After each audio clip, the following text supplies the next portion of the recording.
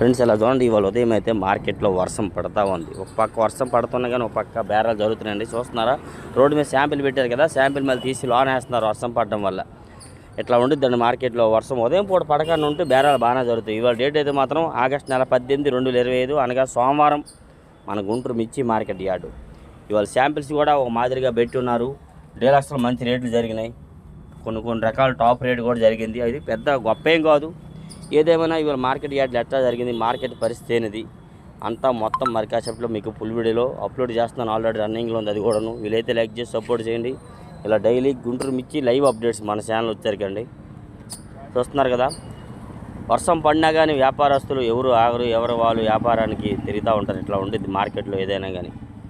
గుంటూరు మిర్చి యార్డు పరిశీలన. మీరు చాలామంది అయితే అన్న మా ఏరియాలో ఒక రేట్ వేస్తున్నారు, మీ ఏరియాలో ఒక రేట్ వేస్తున్నారు అని అనుకోవచ్చు. కాయలకి తేడా ఉంటాయి అంటున్నారు. ఎవరన్నా ఆ క్వాలిటీకి తేడా ఉండిద్దనా అని చెప్తున్నారు. ఇలాగా చూస్తున్నారండి, మిర్చి మార్కెట్, గుంటూరు మిర్చి మార్కెట్ యార్డు ఆసియాఖండంలో అతి పెద్దది. దిగుమతులు కూడా బాగానే వచ్చి ఉన్నాయి.